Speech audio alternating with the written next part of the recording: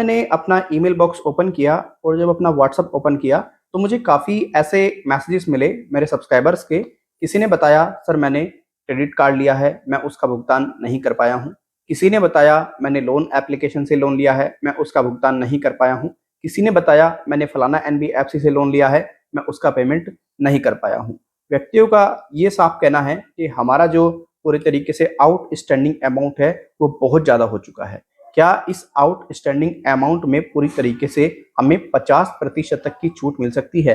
क्या हमारा लोन 50% तक माफ हो सकता है? और अगर माफ कराना हो तो हम इसके लिए क्या कर सकते हैं? आज की इस वीडियो में हम इसी विषय पर डिस्कस करेंगे। आप लोगों से रिक्वेस्ट है वीडियो को आप बिल्कुल भी स्किप ना करें। अगर आप वीडियो को स्किप करते हैं, आपको जो इस वीडियो में इंफॉर्मेशन दी जा रही है आप 100% मिस कर देंगे। अगर आप पहली बार हमारे यूट्यूब चैनल पे आए हैं और आप चाहते हैं हम आपके लिए इसी प्रकार की वैल्यूएबल और यूजफुल इंफॉर्मेशन लेकर के आते रहें, आप हमारे यूट्यूब चैनल को जरूर सब्सक्राइब करें और सब्सक्राइब करने के बाद में बेल आइकन को प्रेस कर दें और ऑन कर दें ऑल नोटिफिकेशन को। उससे क्या होगा, कोई भी हमारे द्वारा वीडियो लेकर के आई जाएगी उसका नोटिफिकेशन आपको सबसे पहले मिल जाएगा। आपको हमारा यूट्यूब चैनल सब्सक्राइब कर ही लेना चाहिए क्योंकि यहाँ पर हम आपके लिए काफी ज्यादा यूजफुल इंफॉर्मेशन लेकर के आते रहते हैं। तो चलिए अधिक समय न लेते हुए स्टार्ट कर लेते हैं हमारा आज का वीडियो। मेरे पास में जो आप लोगों के सवाल आए, जो आप लोगों की क्वेरीज आई, वो ज्यादातर अनसिक्योर लोन को लेकर के ही आई। अनसिक्योर लोन कैसे होते हैं? जैसे कि आपका क्रेडिट कार्ड का लोन, जैसे कि आपका कोई पर्सनल लोन, इसी प्रकार के जो लोन होते हैं वो अनसिक्योर होते हैं। इसमें किसी प्रकार का आपको कोई बैंक एनबीएफसी को गारंटी वगैरह नहीं देनी होती है, किसी प्रकार का कोई डॉक्यूमेंट्स मतलब ऐसा प्रॉपर्टी वगैरह का नहीं देना होता है और आपको इजीली आपके सिविल के आधार पर, आपकी बैंक अकाउंट स्टेटमेंट के आधार पर आपको इजीली अच्छा खासा लोन मिल जाता है। अब कुछ व्यक्ति ऐसे हैं, किसी ने ऐसी छोटी-छोटी लोन एप्लीकेशंस के माध्यम से लोन लिया है जो पूरी तरीके से प्ले स्टोर पर अवेलेबल हैं और वो एप्लीकेशन 1000, 2000, 3000, इवन 10,000, 50,000, 60,000 तक का लोन दे देती हैं। और किसी व्यक्ति ने ऐसी बैंक एनबीएफसी से लोन लिया है जिन्होंने उनको 2 लाख, 3 लाख, 4 लाख रुपए आसानी से प्रोवाइड करा दिए हैं। अब किसी व्यक्ति ने क्रेडिट कार्ड लिया है, किसी ने क्रेडिट कार्ड का अच्छे से यूज किया है लेकिन वो पैसा उसका नहीं दे पाए हैं। और जब ये व्यक्ति पैसा नहीं दे पाए हैं तो इनका जो पूरे तरीके से आउटस्टैंडिंग अमाउंट है, जिसको अगर 50,000 पे करना था उसका 1 लाख हो गया है, जिसको अगर 20,000 पे करना था उसका 40,000 हो गया है, जिसको अगर 5,000 पे करना था उसका 10,000 हो गया है। अब ये व्यक्ति पूरे तरीके से क्या सोच रहे हैं कि इसमें हमें 50% तक की छूट मिल जाए। क्या ये पॉसिबल है? बिल्कुल 100% ये पॉसिबल है। इसके लिए आपको क्या करना पड़ेगा?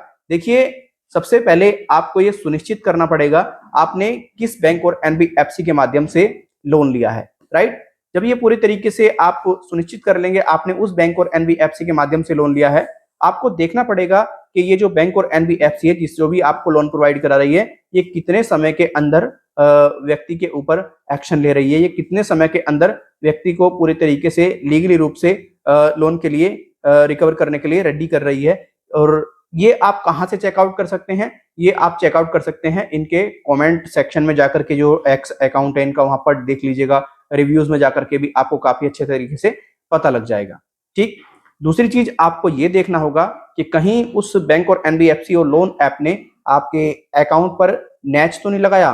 नैच के थ्रू तो पेमेंट नहीं लेते, ऑटो डेबिट के थ्रू पेमेंट तो नहीं लेते, ये भी आपको देखना पड़ेगा। जब आप ये सब चीजें क्लियर कर लेंगे, आप देख लेंगे कि आपका नैच वगैरह भी नहीं लगा, कोई आपको दिक्कत परेशानी फिर तो नहीं होगी। आपका सिर्फ और सिर्फ क्या खराब होगा? सिविल खराब होगा अगर आप भुगतान न करते हो। जब आप 1-2 साल, 3 साल तक भुगतान नहीं करेंगे तो हार थक करके ये बैंक और एनबीएफसी आपके लोन को 50% की आप बात कर रहे हो, आपकी पूरी जो पेनल्टी लगी है, जो इंटरेस्ट लगा है, जो भी आउटस्टैंडिंग अमाउंट है वो रिमूव कर दिया जाएगा इनके द्वारा। ऐसे ही मैं आपको एग्जांपल के लिए बताना चाहूंगा। मेरे एक सब्सक्राइबर हैं, इन्होंने मुझे बताया, इन्होंने एक एनबीएफसी के माध्यम से लोन लिया था लगभग 2.5 लाख रुपए का। भुगतान नहीं कर पाए, लोन अमाउंट बना दिया गया 4,50,000 रुपए और लगभग 3.5 साल तक इन्होंने कोई पैसा नहीं दिया। अब इनको पूरी तरीके से इसमें राहत मिल चुकी है।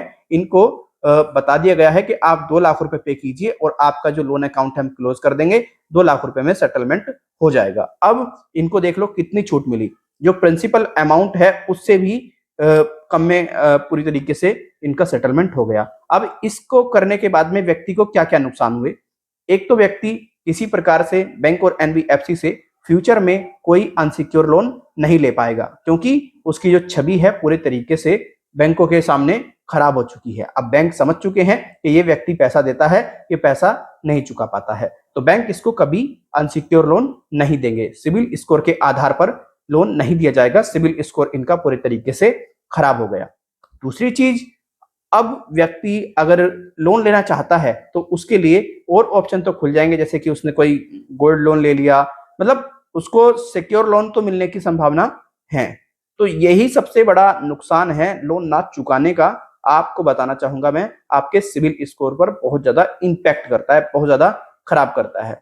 अगर आपने छोटी छोटी लोन एप्लीकेशन से लोन लिया है, किसी ने 2,000 रुपए का लोन लिया है, किसी एप्लीकेशन से 3,000 रुपए का लिया है, और वो एप्लीकेशन पूरी तरीके से आरबीआई से ऑथराइज है, तो आपकी जानकारी के लिए बता दूं मैं, उस एप्लीकेशन का आपको 1 रुपया देने की जरूरत नहीं है, अगर वो आपके ऊपर बहुत ज्यादा इंटरेस्ट लगा चुकी है, पेनल्टी लगा चुकी है, राइट।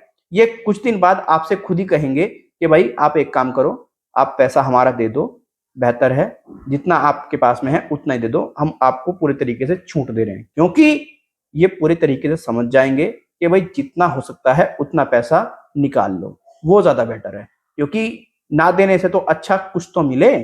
भाई इसमें क्या कर सकते हैं? कुछ नहीं कर सकते। अब ये 10,000 रुपए के लिए कोर्ट में जाएंगे, 20,000 रुपए के लिए कोर्ट में जाएंगे, अब 10-20,000 रुपए के लिए कोर्ट में जाएंगे, उतना इनका वकील खा लेगा।